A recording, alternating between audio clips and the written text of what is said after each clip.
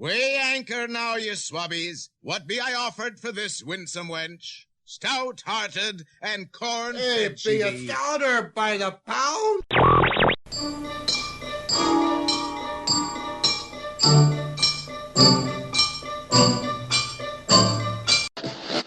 Attention, please. Eastern Airlines Flight 19, your holiday cruise to the emerald beauty of a Puerto Rican rainforest, now ready for departure. WDW Radio, your information station. Hello and welcome to the WDW Radio Show, your Walt Disney World information station. I am your host, Lou Mangello, and this is show number 423, and I'm here to help you have the best possible Disney vacation experience and bring you a little bit of Disney magic wherever you are with this podcast, videos, blog, live broadcasts on Periscope, a trivia books, saving money guide, audio tours, and lots more. You can find everything over at WDWRadio.com. So in my continuing series where we highlight the life and legacy of Disney legends, this week, I invite you to join me as we take a close look at the amazing work of Marc Davis. Walt Disney's Renaissance man, his work in animation and the theme parks while at Imagineering is some of the most recognizable, remarkable, enduring, and loved by generations of Disney fans. We'll explore not only his accomplishments, but never-built theme park concepts like Thunder Mesa, and where you can find tributes to Marc in the parks. I'll then have the answer to our last Walt Disney World trivia question of the week and pose a new challenge for your chance to win a Disney Prize package. Then stay tuned to the end of the show for more information about upcoming special events and your voicemails. So sit back, relax, and enjoy this week's episode of the WDW Radio Show.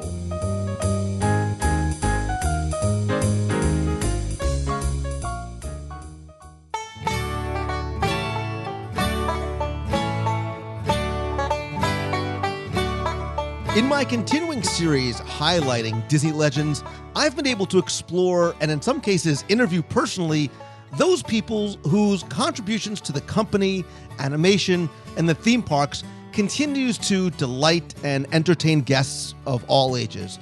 From Mary Blair on show 415 to my interview with Tony Baxter on shows 289 and 372, and one of my personal favorites still remains having the privilege of visiting the home of Alice Davis back in 2010 and spending some time chatting with her about her work, and that was back on show 193.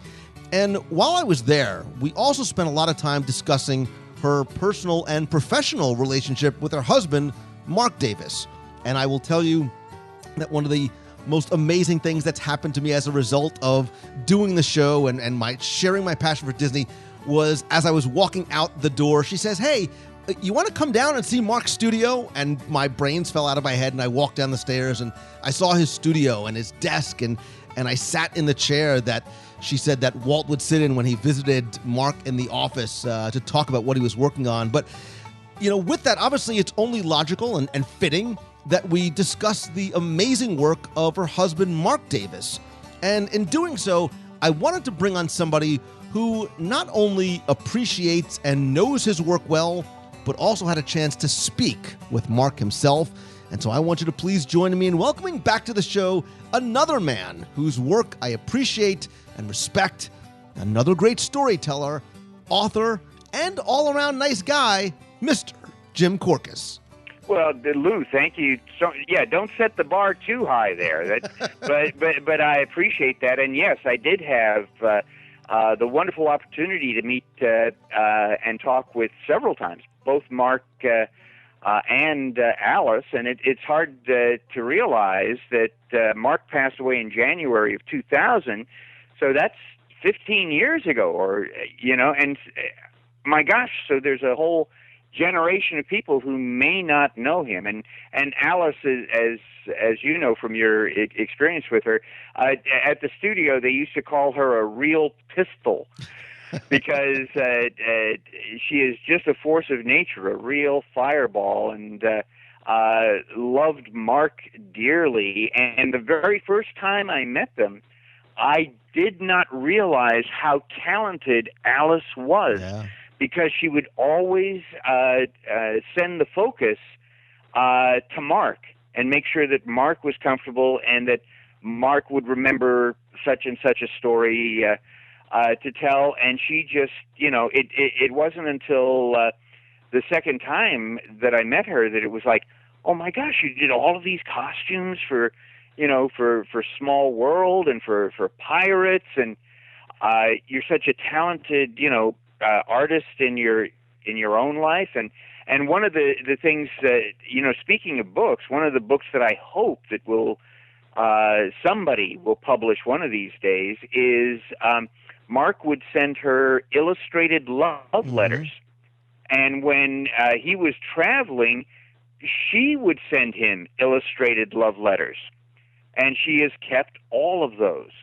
And many of them are in color, little watercolor or pastel, type thing. So it really is a great love story. Mark was teaching at Chenard Art Institute. He taught there for 17 years, and he had a class every night, every Tuesday night, and the class lasted 3 hours, and there were 90 to 100 students in the class. And when he would draw on the blackboard, the students made an arrangement with the administration there that they wouldn't erase Mark's chalk drawings, because the next morning, students who weren't able to get into his class came in and were studying his drawings on the board there. And it got to the point where sometimes Mark would come in the next Tuesday and his drawings from the previous week were still up there on the board because people were looking at that. And Alice was a student in his classes. Apparently there was no monkey business, and she was a student of his for 9 years, and then they hooked up and got married. And my gosh, what a colorful couple. They didn't have any kids, but what Mark and Alice did, I can't remember your interview with her, because I remember they were very modest about this, is they would support young artists. Financially. They had a room at the house they would take in, and the room was there for visiting artists, like when Bill Teitler would come in, they would have them there, and Alice would cook. Alice was known for cooking. But we're going to be talking about Mark today, and of course, I want to quickly go back to something that you said, because it was interesting that you talked about the love story and the notes and the way we were there to talk to Alice about Alice, but it was interesting, and we sort of made note of how much of her conversation centered around her husband. And when she toured us around her house, which is a museum in and of itself, it is. The walls are just covered. Right? I mean, they love to like Walt and Lillian, they love to travel. They love to travel to a lot of different Polynesian islands. So there's so much. New Guinea, especially. They collected stuff from New Guinea. And in fact, Mark put together a book that hasn't been published yet, but I hope Disney Editions is thinking of doing it. It's called The Bite of a Crocodile, which is where all these sketches that Mark did in New Guinea, and some of them he developed into full-scale paintings, and they're just wonderful. Yeah. But you're right. She had, throughout the house, I remember even in the bathrooms, she had those cards and those love letters that they had drawn for each other, up there, which were beautiful. And of course, I was like, I am the worst guy in the world, because all I do is like run to the Hallmark store like the day after I miss an anniversary or something. But, well, yes, you are. Yes, you are. I am. But and you know what, too? It truly, you really got a sense from her years after her husband passed just how much in love they really were. And to that point, Disney actually recognized that too, and people who are listening may not realize that in the Pixar film Up, Carl and Ellie Fredrickson are partially modeled after Alice and Mark Mark Davis, and Alice right? Davis, yes. Because that they've had that love of adventure, right? And what the most important things in life were spending time together and being with each other. So I think a lot of people probably don't know that. But yeah, let's sort of go back. And also, Disney is well aware of this, or at least some of the people who used to work at Disney were, because their windows on Main Street are right next to each other. Yeah. It's a like you said, a true love story that continues, even to this day. Alice, fortunately, is still around, and she attends a lot of events, and you can hear and see the way she talks about her husband, who she stands up for him too. Oh, absolutely. My gosh, if she feels at some event Mark's not getting, credit or enough credit on something, she'll step in and say, look, this is what this is. Walt called Mark his Renaissance man, and Disney Editions, I guess it was last year, released a book, Mark Davis, Renaissance man, which has a nice selection of his artwork and has essays from some of the people who knew and worked with Mark. So for those people who are listening to the podcast and this is something you're interested in, go check that out on Amazon and add that to your collection. And also add Jim Corket's books to your collection. Go to themeparkpress.com. There's 2 new books, Everything I Know I Learned from Disney Animated Feature Films and Advice for Living Happily Ever After. And The Vault of Walt, Volume 4 just came out. So go to themeparkpress.com and you'll get all the information and the links. But let's talk with Mark. Mark's father was a magician and a watchmaker, but he was also interested in being an oil speculator. So he went wherever oil fields were coming up. So before Mark graduated high school, he had attended 23 other schools because the father had moved him to Florida and to San Francisco and to, just everywhere you could think about. And in San Francisco, Mark, who was always interested in art, because again, you're moving constantly, so you can't really build up, long friendships or things like that. So, as a kid, he turned to his art. In San Francisco, he would go to the zoo each morning before it opened up, and the zookeepers would let him come in and draw the animals. And he would try to draw the animals in motion, not because he was thinking in terms of animation, but he was thinking that an animal in motion, that really expresses, what this animal really is. How an animal moves, whatever. And so here's the gag. While he was up there in San Francisco, he wrote and applied at the Disney Studios to be an animator because, it was the Depression, and Disney was one of the few places hiring. And he made the mistake of signing his requests with his portfolio as M. Fraser Davis. Fraser was his middle name. That was his mother's maiden name, M. Fraser Davis.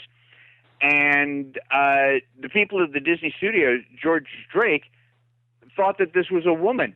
So wrote back a letter and said, Miss Davis, because it's M. Right. Fraser Davis. M stands for Miss, right?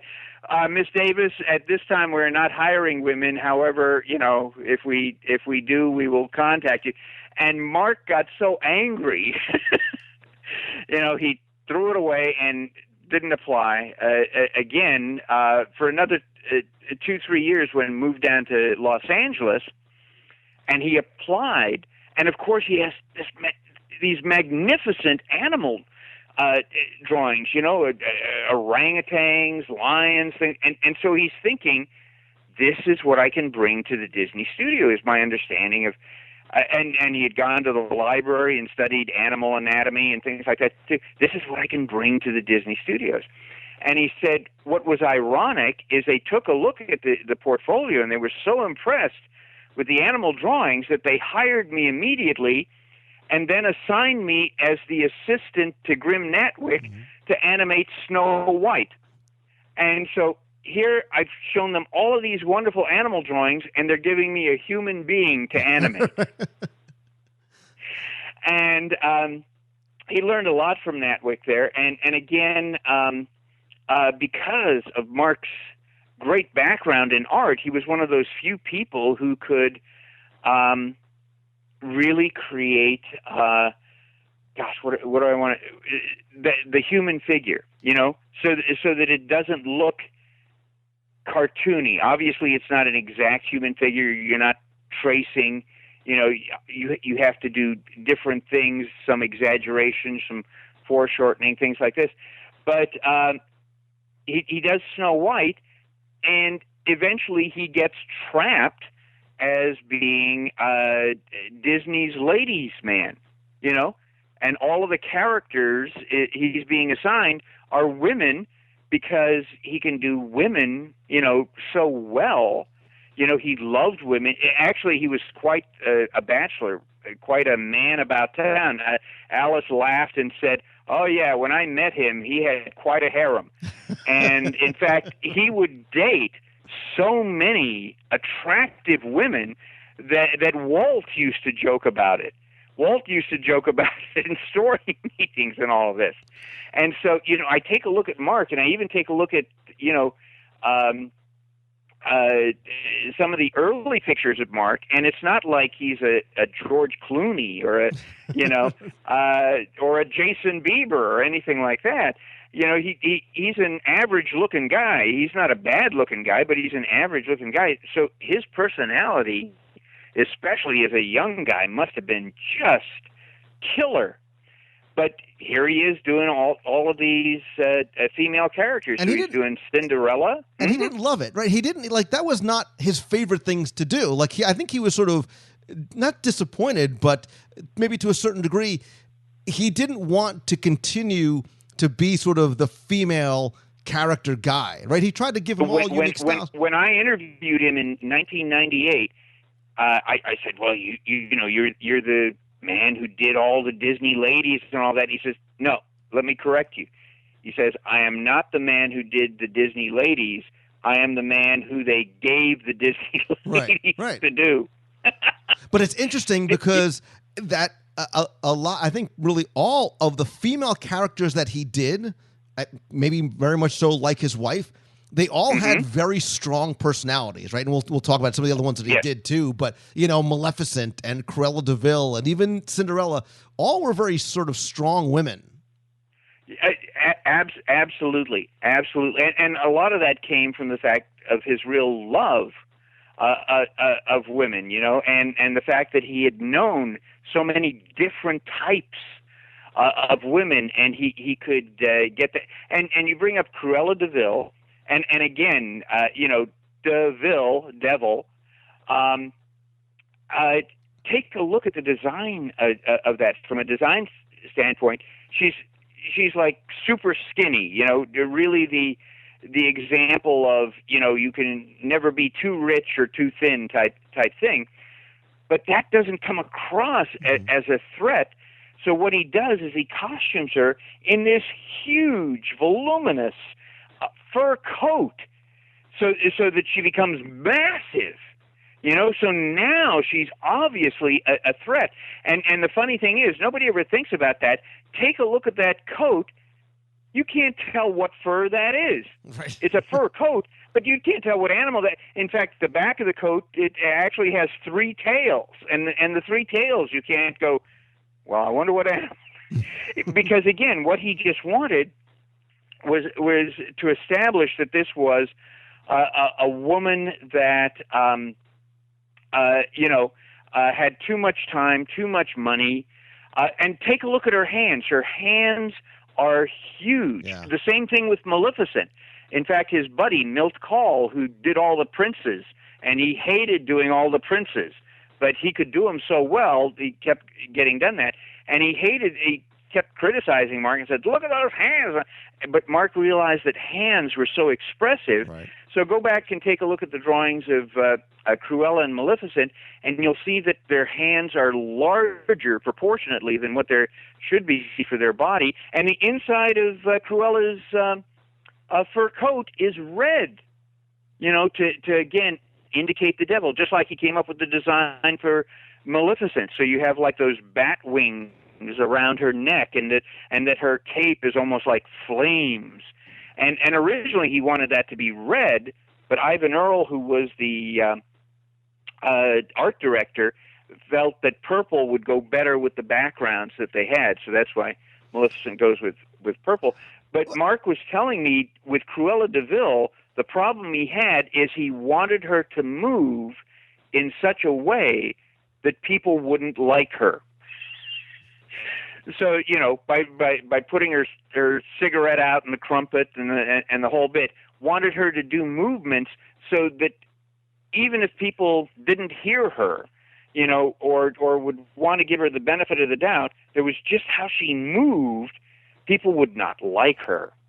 And and it's interesting you say that, especially comparing her to Maleficent, they're such different characters, right? So even in the drawing, like Cruella's a very sort of relatively simple character, but unlike Maleficent, Cruella never really kind of monologues, right? She's always interacting with somebody. There's always somebody there, and she has a very kind of explosive personality and very self-absorbed. Yeah. Where Maleficent is, not much so. She kind of gets up and postulates and gives her speeches and things like that. Because Mark said what he wanted to do was he wanted to show how powerful Maleficent was. And it's like, when you're a little kid, you're constantly moving around. When you get to be our age, Lou, you move less, right? You don't wave with your whole hand. Listen, I'm Italian, so I listen. Even as we're talking, my hands are flailing around in front of the microphone. So Mark said, I wanted to have this control so that people were, just really worried what's going to happen when she explodes. She's so much in control, it must be building up inside. And of course, when she does explode, she becomes the dragon, And that's for the dragon. Jimmy McDonald actually borrowed training films from the U.S. military on flamethrowers to get that sound. And the dragon's teeth, those are the sound of castanets. And by the way, you can read that little bit of information and more in Everything I Know I Learned from Disney Animated Feature Films by Jim Korkis at Amazon and ThemeParkPress.com. I got to ring a bell every time there's a plug. When we talk about this, look at how analytical Davis was in terms of, handling these things. It's not just, I want to draw a scary character so that Cruella de Vil's face sometimes looks like a skull. He's analyzing, why is this person moving this way, or what can I do to create this dramatic? And that's why these last. And we're talking about the villains, but he did so many heroines. Briar Rose, and you take a look at her dancing, and there's just such a level of grace. Well, Cinderella, where he got started. And the same thing with Cinderella and Alice in Wonderland. He doesn't get credit for all of these wonderful characters that he created that have become part of our lives. And that the scene in Cinderella, which is where he got started, becoming the female character artist. Authority, right. But as she's coming down the staircase, right, beautiful, sequence where she's coming down, which supposedly was one of Walt's favorite animation sequences ever. Like, you really get an understanding of, like you said, that appreciation of the female form and the grace that she has. Well, and it's interesting. Walt used the term favorite. He didn't use the term best. This isn't the best piece of animation ever in a Disney animated film, or even the best piece of animation done by Marc Davis, but it's his favorite piece. Because it just moves. Now, we've been talking about 101 Dalmatians. That, of course, was Mark's final film as an animator. And one of the reasons for that is Disney was going to shut down animation after 101 Dalmatians came out in 1961, because animation was so expensive. It was so time-consuming. And Walt saw that with live-action films, it took less time, and you had the product right then and there. You didn't have to wait 3 years, for this to develop. And, of course, Walt's also, especially around 1960, he's very intimately involved with Disneyland, because that's when the first 3 e-ticket rides pop up, the submarine and Matterhorn and monorail. And also he's looking ahead to Florida. So it's like animation. And Marc tried to convince Walt to do another animated film, Chanticleer, which is the story about a rooster who thinks that the sun comes up every morning because he crows every morning. And also there's a Renard the fox, sort of a Robin Hoodish character in there. And a lot of these character designs and ideas then later show up in the animated feature Robin Hood. But he and Ken Anderson were pushing Walt to do this, and Walt just wasn't in. He didn't think that chickens were going to be funny.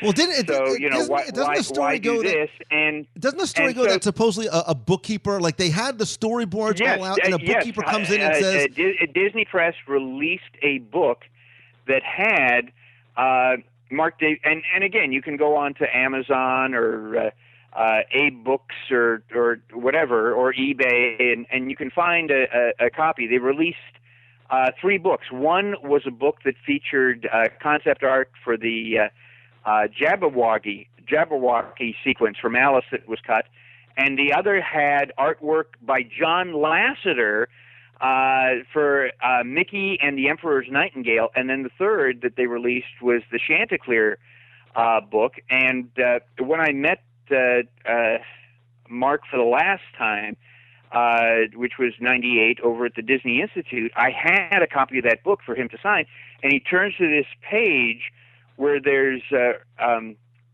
Renard the fox, and he says, "Do you see what's wrong with this?" And I'm looking at it, and I'm going, holy cow, on my best day with the wind behind me and 20 more years of training, I'd never be able to draw something as good as that. And it's like, no. And so he just took a pen, and before he signed his name, what he did is he drew in what Disney Press had left out, and that was that Renard had this long cigarette holder with a smoking cigarette at the end of it. They had erased it from his concept drawing. And, of course, Marc himself was famous for smoking, that long cigarette holder, for that. So yeah, but again, Walt was debating, and then finally Walt decided, hey, I've got all these people. They know what they're doing. They really don't need to have me involved. I can just sort of let them. That's when he put Wooly Reiterman in charge of those animated films. I'll just let them, do that because, I really don't want to fire them. And, where else are they going to go? Where else are they going to get this opportunity? But there was that period of time where Walt was seriously considering, because of financial reasons, just not doing any more animation. So he sent Marc over to Disneyland.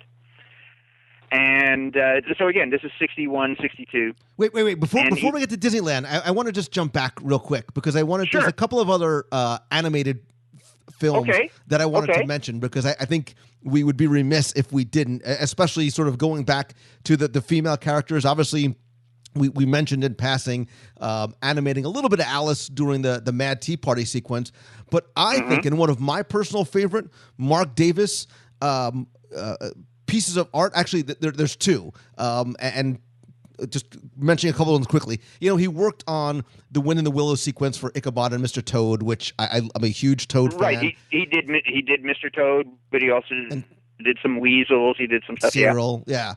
He did Fun and Fancy Free. He worked on Song of the South, which we've and obviously who's afraid of and Alice, and both he and Alice told me that was one of his favorite experience. And I've talked with other animators who have worked on that, which is why it's that's a whole other show. Song Right. So who is afraid of Song of the South? That's why it's such a shame that animation isn't out there, because Walt really let the animators, let loose, and by gosh, Mark just loved. There's a funny story that Alice told me. Alice said that in '76 they did a special re-debut, whatever, of Song of the South in Atlanta, and they invited and I can't think of her name right now. Ruth Warwick, and who had played the mother in the film, and they invited Mark and whatever. And Ruth Warwick, was the first speaker because she was the big name.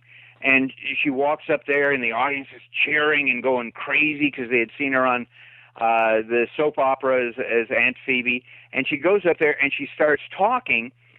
And Alice says she takes a look at Mark, and Mark starts to shrink in his chair because she is telling all of the stories that he was going to tell. And so by the time she was finished, and then they go, and now Mark Davis. And she said he had to go up there and he just had to ad-lib. She said, but he talked a lot about how much he really loved James Baskett as not only Uncle Remus, but as the voice of Brer Fox. But yeah. Well, you see, you can get me started on anything here, but basically, yes, Mark Davis did animation in Song of the South and considers it some of the best that he's done. Yeah, and the two that I really wanted to mention was the number one for me is obviously coming from my favorite film is working on Tinkerbell in Peter Pan, because I think the process of creating and animating a character that spoke purely through emotion, right? Who had no voice. She had to speak through emotion and motion, right? It makes me think of the quote. We didn't need dialogue. We had faces. Well, that's what he did, right? But that's what he did for that character. And when you see the early photographs of Margaret Kerry, doing the live action reference movement, and how he was able to translate that into a character who could convey so much via no words. I mean, and this is not meant to compare, just sort of analogize. It made me think of WALL-E, the same way WALL-E was able to convey such emotion through his eyes but the way he was able to do that with Tinkerbell, and I think that's why she is so many people's favorite character. Absolutely, and one of the points that I want to make here is that even though Mark used live action reference, and he used it for Cinderella, and a couple of others as well. Mary Wicks came in and did some live action reference for Cruella de Vil. He didn't trace, he didn't copy. He used that live action reference literally as what it's supposed to be. It's a reference. So you can see how the folds of the fabric go, and the position of a hand could be, and then Mark built from there. So he really did create Tinkerbell, who I think you're absolutely right, such a memorable character. And in 1990, when he was working for Imagineering, he went over to Tokyo Disneyland, and there was a bar over there that was selling a Tinkerbell cocktail.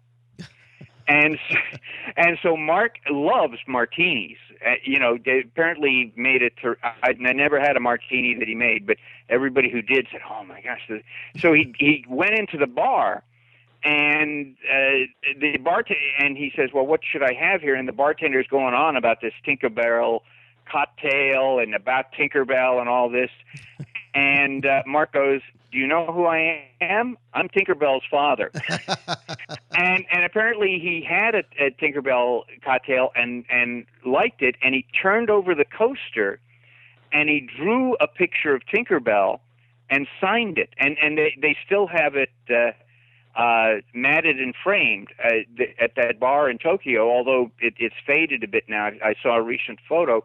And then just about 2 weeks later or whatever, in the mail, they got a full-color drawing of Tinkerbell signed by Marc Davis, which is matted and framed on the wall there. But, and Marc was adamant in saying, the publicity guys say that Tinkerbell is based on Marilyn Monroe. That's not true. It's Margaret Carey. And, some artists, sometimes feel that they get too identified with a particular character, so they try to pull back from that, or they get tired of, oh, you're the one who did that. Marc loved Tinkerbell to the end of his days, and would still sketch her. So yeah, I think you're right. And my gosh, who doesn't love Tinkerbell? I debate whether Tinkerbell should talk. Those new straight-to-video Tinkerbell movies where Tinkerbell talks. It's like, okay, I can understand, but I that original, my gosh, you're right. You could tell exactly what she was thinking. Again, strong poses, great movement, and in absolute contrast to maybe drawing the human form, I think one of the things that really set him apart, and the reason why it was important to tell the story about how, as a child, he went to the zoo and was drawing the animals in motion. Look, I think traveling, around as he did, made him appreciate the human form more, because he probably got to interact and meet so many different people and cultures and different type of women along the way. But when he worked on Bambi in 1942, when he worked on Flower and the Twitter-pated sequence, I mean, the animals looked like animals, right? And I think even Frank and Ollie had said, this is what he did so well. The deer looked like deer. See, now that's they look like deer, but they aren't deer, and that was the great, because they couldn't grab a hold of this, because deer are prey animal, P-R-E-Y, prey animal. So they'll have eyes on either side of their head, so that you have greater peripheral vision. Predators have their eyes in the front, So what Davis did is that, even though they were sketching real deer, because they had two at the studio that had been brought down from Maine for them and grew up, and then once they grew up, they just let them loose in Griffith Park. But what Davis did is he took sketches of deer, because he knew how to draw animals, and then he took photographs of babies, and then he combined the two together. So when you take a look at Bambi's face, yes, Bambi looks like a deer, and certainly moves like a deer, especially if you take a look at the legs, but the face is a combination of a deer and a baby. So audiences relate, because it's not just an animal, there's enough of a human in there that you can get those expressions and all that. And Davis is the one who cracked that. You had all these top animators at the studio, and they're trying all these different things and they can't get it. Davis comes up with it, and he does this lecture about this in the hall, and Walt's sitting in the back of the room going, that's right, that's exactly right. Yeah. He was able to... and I think maybe that's the key to all the things that we're talking about in his animated work, is the emotion that he is able to bring to all those characters. And I think that's why... his first credit on an animated feature film is on Bambi, and the credit is Fraser Davis. So it drives people crazy to this day. It's like, is that Marc Davis's brother? And what else did Fraser Davis... By the time it was the next film, it was Marc Davis. But yeah, that's his first, and the very first animation up there is Flower the skunk getting pixelated there, right? And Marc said it was a great thrill being in the audience, seeing that and seeing an audience respond to that. And he says it was just so unusual. Everybody is howling with laughter at Flower, falling in love.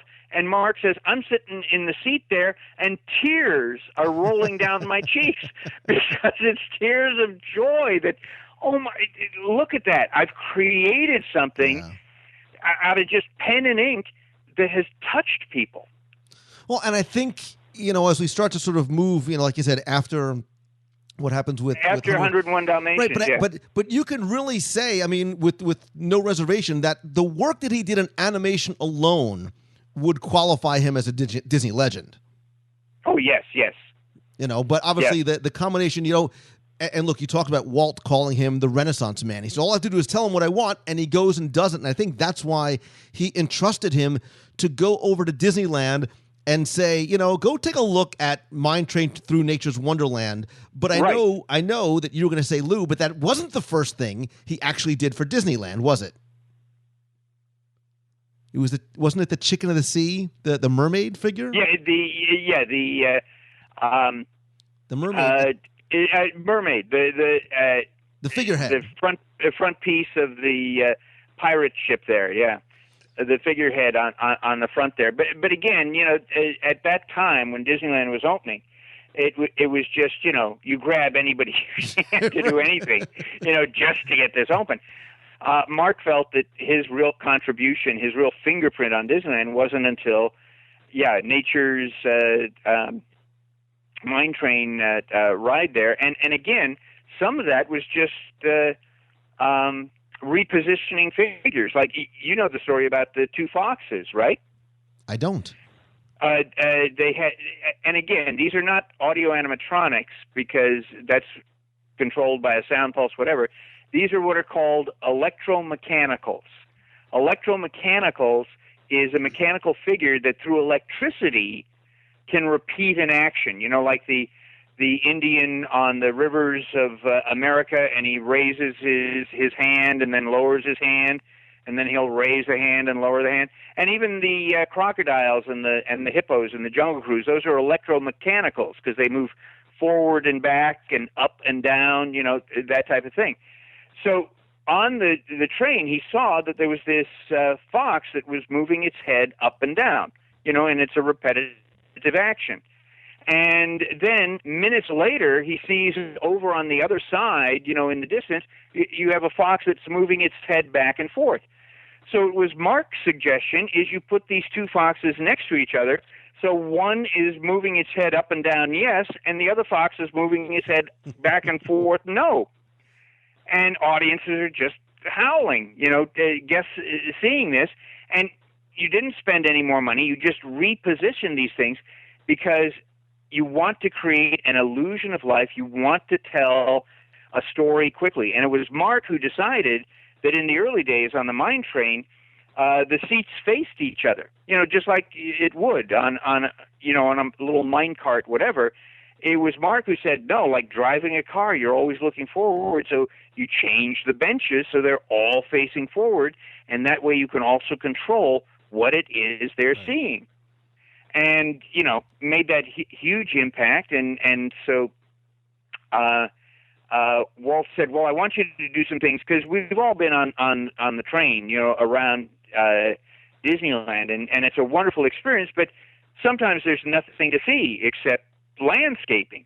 And so Walt wanted little tableaus set up, so it's almost like a sneak preview of what's going to be in each land. And so Marc did up some sketches. One was a couple of cannibals, and they have a boiling pot, and there's a tourist in the boiling pot, but he's wearing Mickey Mouse ears, that you could buy in the park.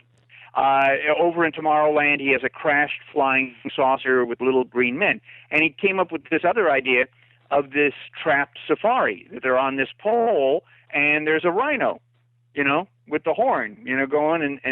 And Marc said that Walt told him, this is too good on that. We got to put this in the attraction. And that opened up so many other elements, like the elephant's bathing pool and the gorillas in the camp, looking through those things, because Marc said the one thing that I contributed to Disneyland that wasn't there was that a lot of these rides and attractions did not have a sense of humor. Right. And when we think of Disney, we think of humor, as a key element. And so he says, that's my contribution to Disneyland, is putting in, those elements of humor. That he did that in the Haunted Mansion as well, which is a schizophrenic attraction, because you've got the one part that's really scary, and that comes from Claude Coates, and his contribution to Disneyland is you're creating that sense of place, that sense of experience. Marc is, characters. Let's do the characters. And like Country Bear Jamboree, which was the last thing that Walt pretty much saw before he passed away, was Walt's sketches of all these bears. And it wasn't just country bears. Marc had drawn marching bands and rock bands and things like this, because they hadn't quite figured out, what they were going to go with. And then when it opened in Florida, it's like, well, this is the South, this is country, so we'll go with the country bears, rather than some of these other things. Well, and that's what it is. I mean, when you think of Marc Davis, that is what he brings to all the attractions that he touched. That's the fingerprint that he leaves behind, right? So the Jungle Cruise now is much more humorous. The Tiki Room now has the talking tiki poles and the artwork on the wall. The Haunted Mansion. And that's interesting. You called it the Tiki Room. Marc called me on that one time, because we all call it the Tiki Room, right? And Marc says, no, it's the Enchanted Tiki Room. And I said, yes, proper nomenclature. Right, understood. He says, no. He says, we wanted to call it the Tiki Room. And I said, really? And he says, we couldn't. And just like you and those people who are listening right now, I've moved up a little further in my seat going, what? What's it? Apparently, there was a restaurant in Pennsylvania called the Tiki Room. So legally, they couldn't call it the Tiki Room because, again, remember, originally it was going to be a Stouffer's restaurant. So that's why it became the Enchanted Tiki Room. Actually, we're both wrong. And Marc is wrong, too. It's really? It's Walt Disney's Enchanted Tiki Room. If we're gonna do it, let's do it right.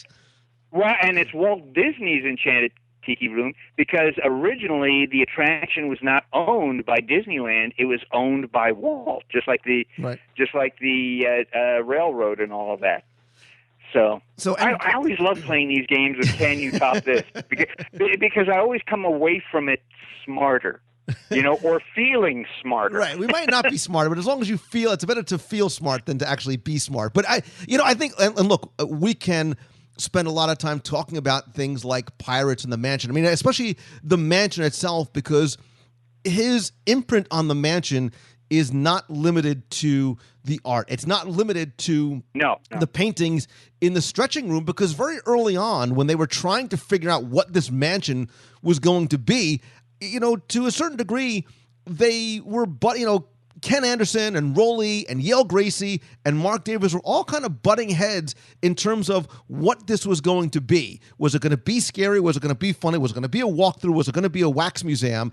And fortunately, a lot of Marc's influence willed out, making it a little bit more humorous than it was scary.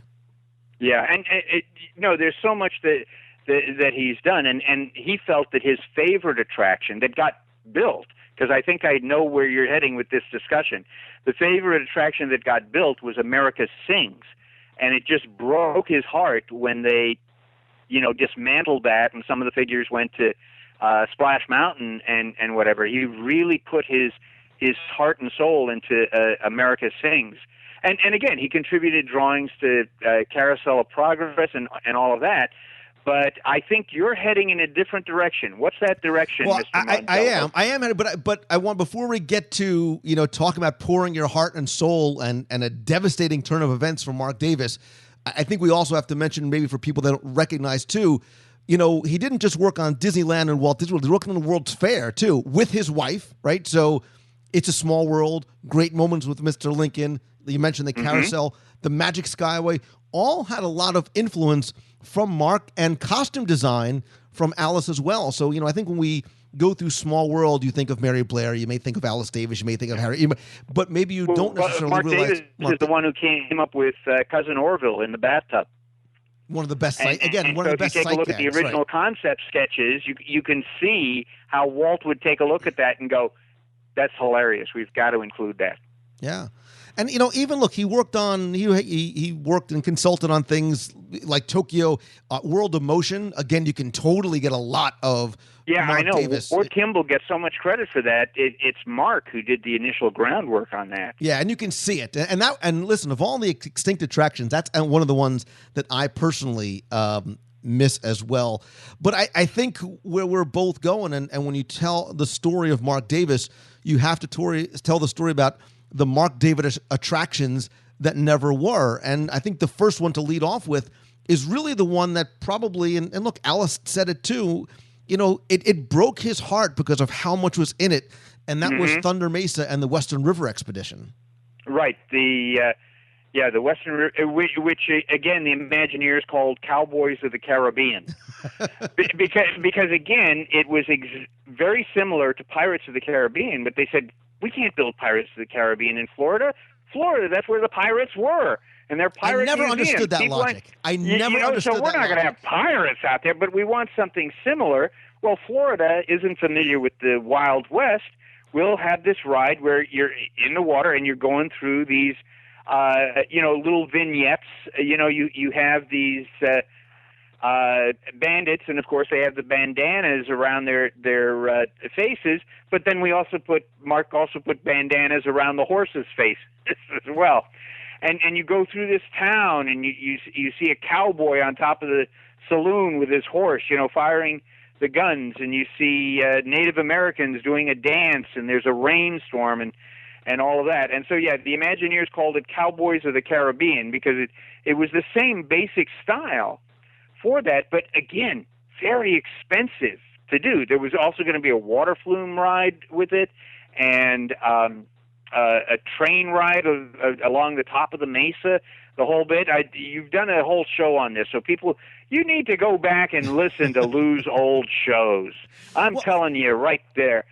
You need to do that because the material is still good and still works, but there's no money. And so the Disney company says, well, when we open Walt Disney World in 1971, that's just phase one, right? And even Disneyland, when it opened in 55, it took 5 years, 1960, to really become the Disneyland that we know as Disneyland. And so we figure it'll be 5 years for Walt Disney World. So by 1975, we'll have this incorporated. That's why Space Mountain opens in 75 and all that. This is part of that phase 2 expansion. But during that period of time, you see guests saying, where's the Pirates of the Caribbean? Yeah. We saw it on Disney's TV show and all of that, and, less than 8% of people on the East Coast ever went to Disneyland. That's one of the reasons to build out on the East Coast. And they wanted pirates. And so once you build pirates, it's like, well, building Cowboys of the Caribbean is sort of redundant at this point, Well, and and it's disappointing when you hear that because it was so much more. And look, Mark Davis, yeah. I mean, he spent 5 years, building concept art and models to put this together, and it was something that was. It was close enough he could taste it. Right. And look, Roy Disney and Richard Irvine, they were totally on board with this attraction, which was more than a Pirates of the Caribbean of the West that was going to go inside. But then you have Roy dying, there in 71, and Richard Irvine as well. He was too sick to even come out for the opening of.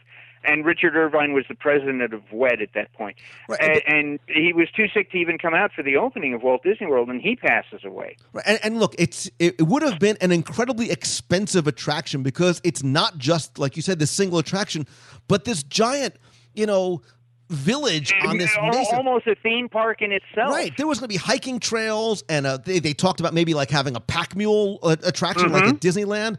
And so when I take people to Magic Kingdom and I take them to the end of Frontierland by Splash Mountain and Big Thunder, I want them to imagine a flat green expanse because none of that was there in 71 because that's where Hoot Gibson, the audio animatronic owl, was on Main Street telling you to come back in a couple of years because that's where Thunder Mesa was going to be.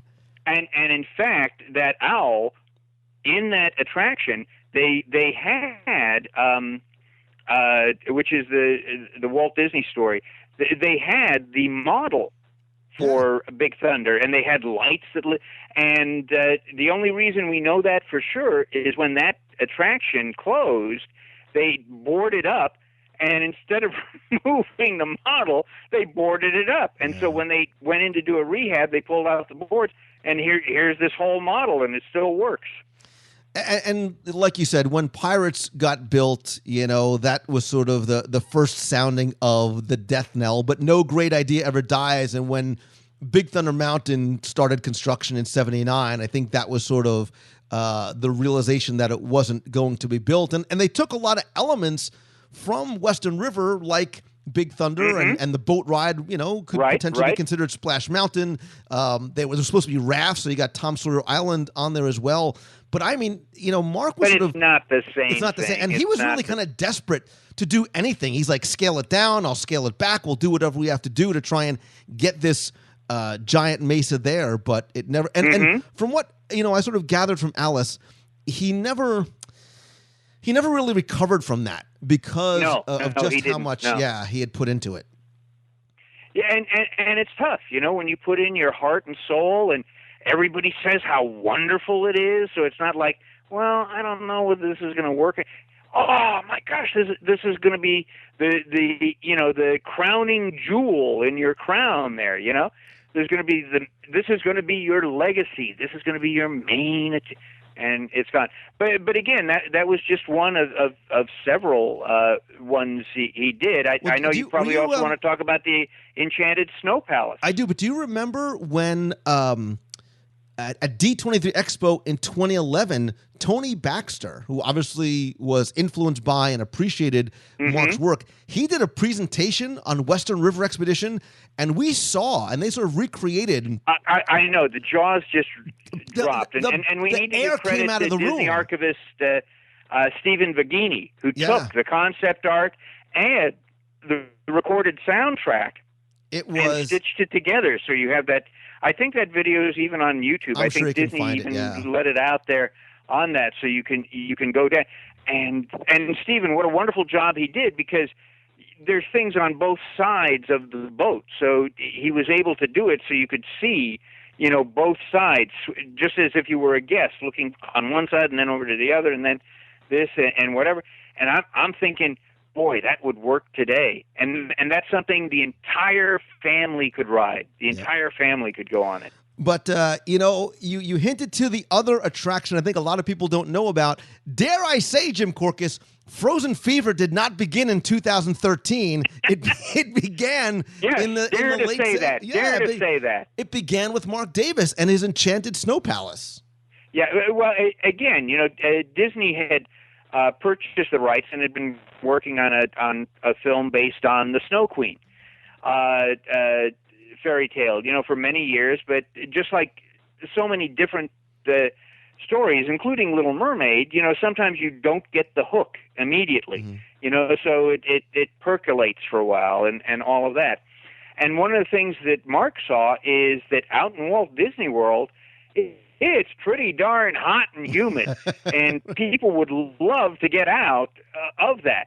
So he came up with a attraction almost very similar. It's been described as very similar to Small World, because it'd be the same type of boat and water trough setup, where you would go into Fantasyland and you would see this huge white and blue structure that looked like a glacier.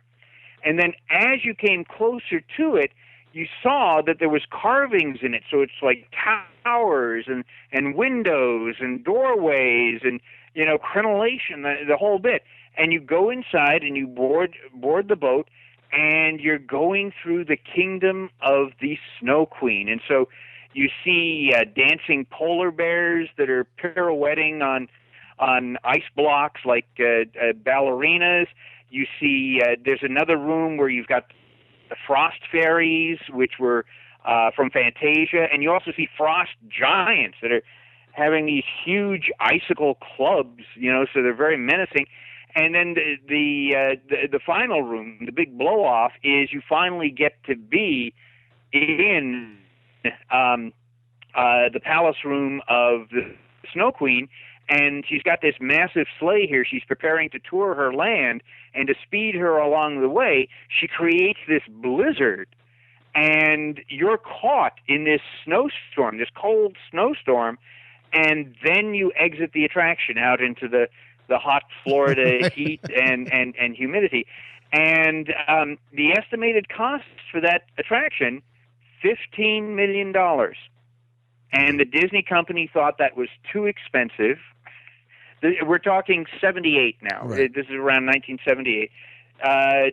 This is too expensive, and they want to invest in roller coasters. Well, which you look, I mean, you understand, because while it sounds beautiful and relaxing, and you can sort of just imagine. And you would have music from Fantasia, so Right. you'd have this symphonic music. Yes. It's not what I think the public was looking for at a time when these mega coasters are starting to get built. Right. No, you're absolutely right. You're absolutely right. And you know how many of these projects are in, Imagineering's vaults, that are just like, wow, Yeah. And I think this is another one. The black hole shooting gallery, which would have been probably very similar to Buzz Lightyear's Space Ranger spin, I'm still holding and you're out. right. None of these ideas die. They always get adapted. So it's going to be interesting to me, at least, to see that when the new ride opens in Norway, if there's any of these elements, and sometimes they might even do it as an homage to Marc, if you have a polar bear dancing, pirouetting on an ice block or something. I would hope so too. And if you just Google Enchanted Snow Palace, Marc Davis, look at the beauty of, you talk about beautiful artwork. Yes. And you can understand why. And I think, Jim, this is why this is another attraction that he loved and wanted to see built. And if you look, there was actually a lithograph that Disney released years ago that Marc had done that had a lot of work that he had done. So you'll see pirates and hitchhiking ghosts and country bears. And in the center, front and center, is that enchanted Snow Queen. So I think that there was a part of Marc that, like Thunder Mason, Western River, he was very sad that never got built, because you can see how much love he had put into it. Well, and that's what was happening is a lot of these older guys who had worked with Walt, been trained with Walt, they never knew how to do something halfway. Never knew how to do something. Well, let's compromise and make the track, a couple of feet shorter here or something like that. They went all out. Yeah. Because that's what Walt taught them. Give it the best you can. Do the best you can, and because again, there's that famous story. Marc's up there pitching an attraction to Walt and some of the other people, and Marc says, I got two ways to do this. I got a cheap way and I got a more expensive way. Right. And Walt got up and walked, around the table to Marc and put his hand on his shoulder, and he says, Marc, we only have to worry about doing it the right way. I've got an entire building filled with people with little pencils and wearing glasses, and they worry about the costs. We don't have to worry about that. What we have to worry about is do it right, do it best. Well, and I haven't been there, to see it myself, but I believe it's there as part of Disneyland's 60th anniversary.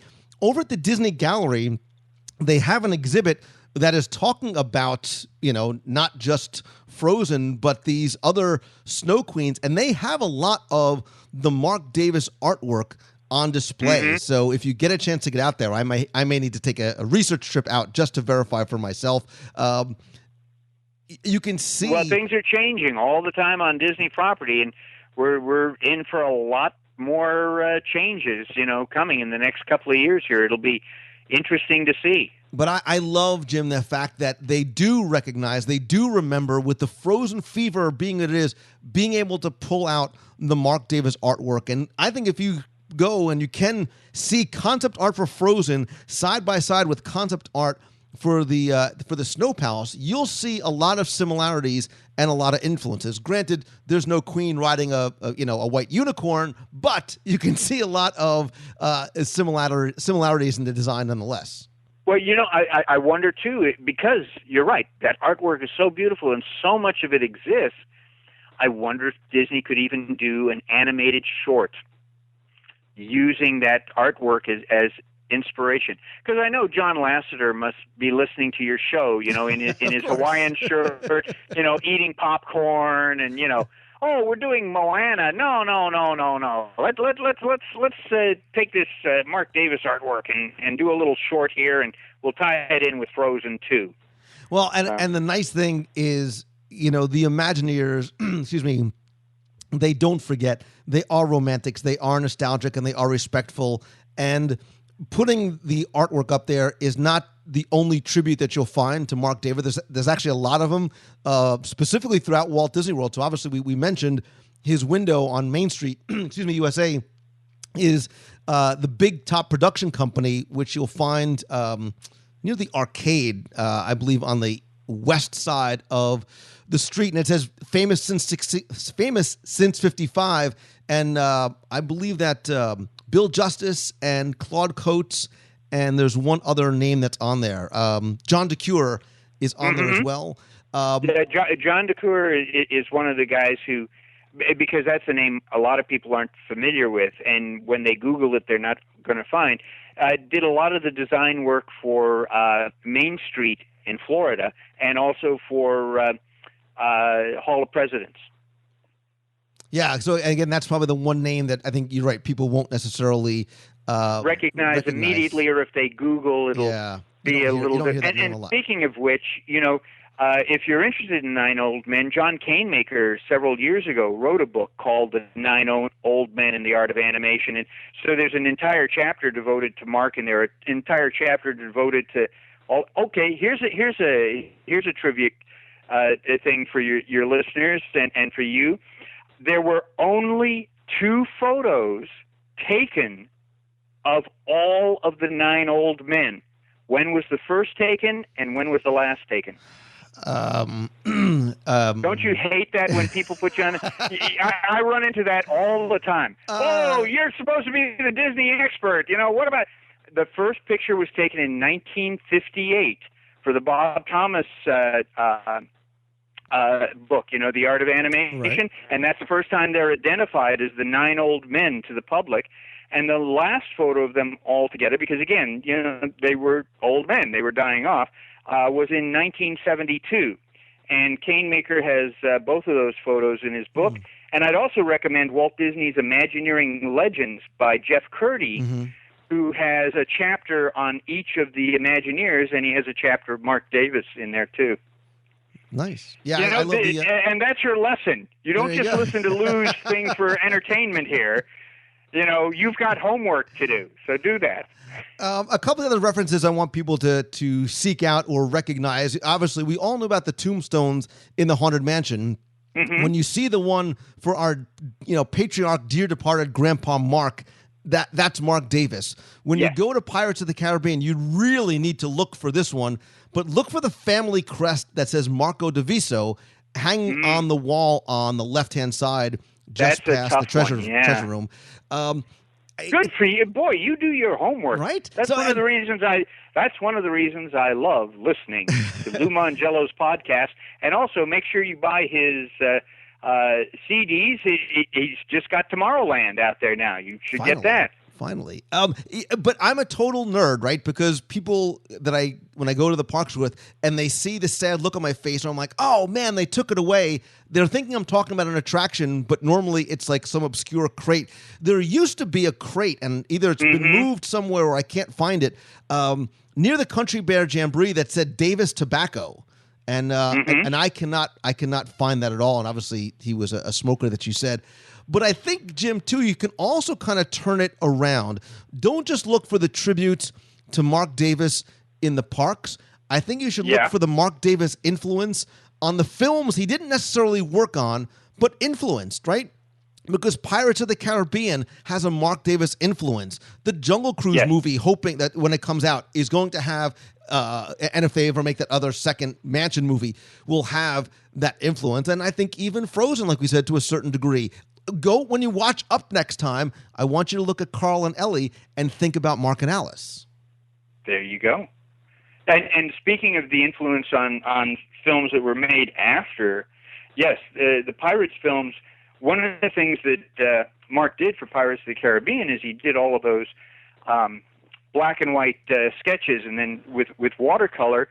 And Walt loved them so much that he came out with a Pirates of the Caribbean book with some of Mark's artwork and a series of postcards. But if you take a look at some of those scenes, those don't exist in the attraction, but they later ended up in the Pirates movie and some of the sequels. So obviously somebody was doing their research and took a look in the folders and the morgue and go, wow, this is a great scene. You've got this skeleton floating in a rowboat and, this around it. And so they use that.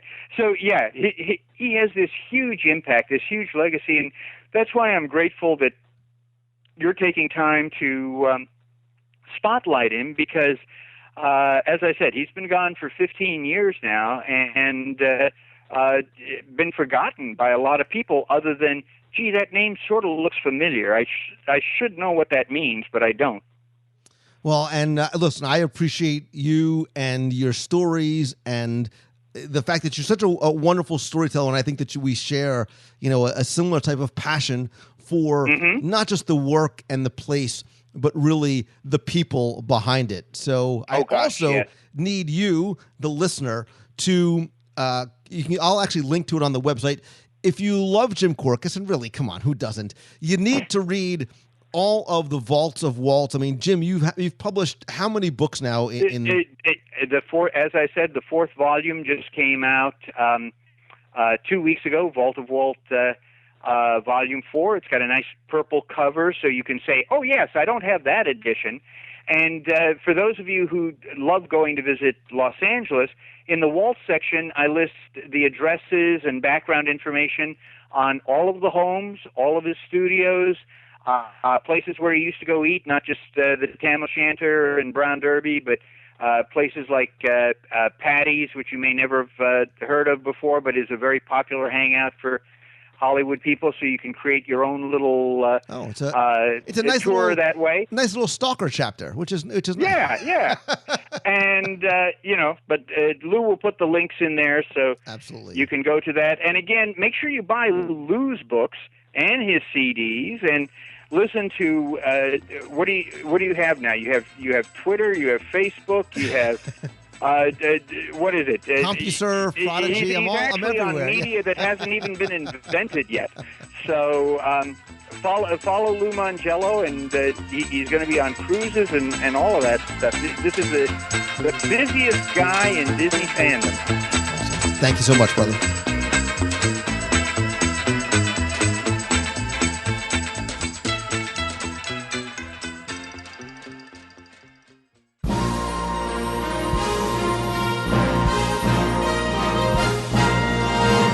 It's time for our Walt Disney World Trivia Question of the Week, where I invite you to test your knowledge of Walt Disney World history or see how well you pay attention to the details, not just in what you see, but sometimes in what you hear. Before we get to this week's question, let's go back, review last week's, and select our winner.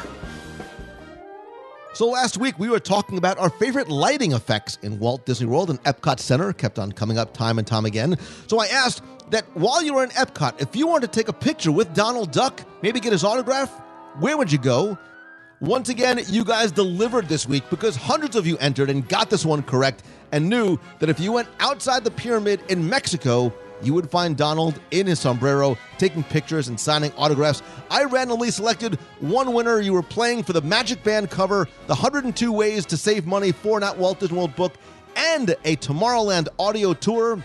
And last week's winner, randomly selected, is Martin Coyne. So Martin, congratulations. I'll get your package out to you right a week. If you played last week and didn't win, that's okay, because here's your next chance to enter in this week's Walt Disney World Trivia Challenge. So we were talking about Marc Davis this week, and I love the Country Bear Jamboree. It's nostalgic and reminds me a lot of going as a young child with my parents. And even before Be Our Guest started serving alcohol at dinner in the Magic Kingdom, a little bit of ever-loving Cuddlesome Fluff was singing about tears being the chaser to your wine. And of course, I'm talking about Trixie, who, descends from the ceiling. But our host tells us that she originally hails from somewhere else right here in Florida. And that's your question for this week. Tell me, where does Trixie, the bear, originally hail from? All you need to do is give me the city or town. Here's a hint. It's in Florida, so that narrows it down a little bit. You have until Sunday, October 25th at 11:59 p.m. to email your answer to contest@wdwradio.com. Again, I'm going to send you the Tomorrowland Tour, the 102 Ways book, and a WDW Radio Magic Band cover. So good luck and have fun.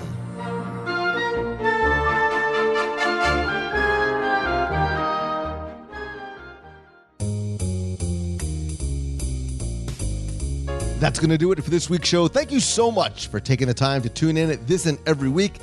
Question of the week this week. Now, why don't you tell me your favorite Marc Davis character or theme park gag or effect he worked on? You can tweet me at Lou Mongello. I'm also at Lou Mongello on Instagram, Pinterest, and please follow me on my personal profile over at facebook.com/Lou Mongello. You can also call the voicemail, be heard on the air at 407-900-9391. Just a couple of quick announcements. First, I want to thank some new members of the WDW Radio Nation family, including Justin J. Clark, Bryce, Sarah Malalou, and Tiffany Mellick. I so very much appreciate the love and the friendship and support. And if you want to help the show and get some cool rewards every month, including scavenger hunts, access to our private Facebook group, personalized Magic Band covers, t-shirts, backpacks, monthly care packages from the parks, and more, you can visit wdwradio.com/support. Also, don't forget to join me every Wednesday, in addition to the podcast, 7:30 p.m. Eastern for wdwradiolive.com. The easiest way to watch is to follow me over on Periscope. I'm at Lou Mongello there, because in addition to live broadcasts every Wednesday, I also do a lot of broadcasts right from the park. Easy way for you to tune in, get connected to the experience, and chat with me and some other Disney fans as well. Also, be sure and check out wdwradio.com. Lots of great blog posts. And subscribe to our newsletter. Got something new about to release in the newsletter coming very, very soon. Also, visit the events page, because as much as I love connecting with you guys online, nothing beats a handshake and a hug. Got a lot of special events coming up, including November's Meet of the Month. I'll have the date and location coming very, very soon. You could also find out about our other special events on the road, including our cruise on the Disney Fantasy, February 6th through the 13th. Celebrate our 9th anniversary with us. It's also Star Wars Day at Sea. It's also the Super Bowl. That is going to be a ton of fun. We're going to New Orleans, Chicago, and our huge e-ticket adventure starting November 4th in New York City. Then from New York City on the Disney Magic to Puerto Rico, and then a weekend of fun in Puerto Rico as well. Again, you can find out more by visiting the events page at wdwradio.com. Also find out some other places that I'll be traveling on the road for some non-Disney speaking events by visiting loumongello.com. And if I can help you either build your brand or business, or maybe just help you get from where you are to where you want to be, or speak at your conference or to your kid's school, again, you can visit loumongello.com. Thanks as always to mousefantravel.com. They are my official and recommended travel provider. Doesn't matter whether you're going to world, land, or anywhere on planet Earth, they can help you with incredible levels of personal service, all at no cost to you. And visit celebrationspress.com and get your subscription to Celebrations Magazine. And as always, my friends, and you are my friends, whether we have met yet or not, all I ask is that if you like the show, please help spread the word. Tell your friends, tell your family, tweet out and retweet on Twitter, share links and comment over on Facebook, and please go to wdwradio.com/iTunes or search in iTunes for the show. Rate and review the show there. It's really, really helpful. Very, very important. And thanks to you, we have more than 1,000 five-star reviews. Would love to keep them coming. Want to thank some recent reviewers, including Zombie Killer 1996 and Tiki Chuck 55. Again, if you visit www.radio.com/iTunes, it'll show you exactly how to do it and give you a link right there. Finally, most importantly, I don't know how many different ways to say thank you to you, for taking the time to tune in. I know how valuable your time is, and the fact that you share some of it with me means a lot to me, and let me share my passion for Disney with you. And I want you to do the same. I sincerely do. I want you to be excited about what you do and the path that you're starting to chart for yourself. And I think it's important that you think ahead, that you never want to look back on your life with any regrets. And remember, one of these days you're going to say either, I wish I had, or I'm glad that I did. So you need to make that choice and start making positive steps to doing what you love, even if they're little ones, each and every day. Be positive, be grateful, do something good for somebody else, and thank you so, so very much. Have an amazing week. So until next time, see ya. Hi, Lou. It's Lisa from Maryland. This is my first time calling, although I've been listening to you for about a year now. My friend Lauren got me into your podcast as I was training for my third Disney Princess Half Marathon last year, and I've gone back to the beginning listening to each one. Thanks for keeping me company during my many training runs. I was calling to wish my friend Lauren's son, Miles, a happy 6-month birthday, and I can't wait to drive up to New Jersey this weekend so Lauren and I can run our Tomorrowland virtual race together. I'm also super excited because in a few weeks I head to Walt Disney World with my husband. He is taking me for my 30th birthday to experience the Food and Wine Festival for our first time. Thanks for a great podcast. You've got a friend in me.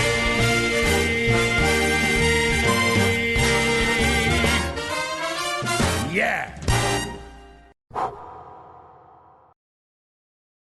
Yes, folks, we only have high-class stuff on this show.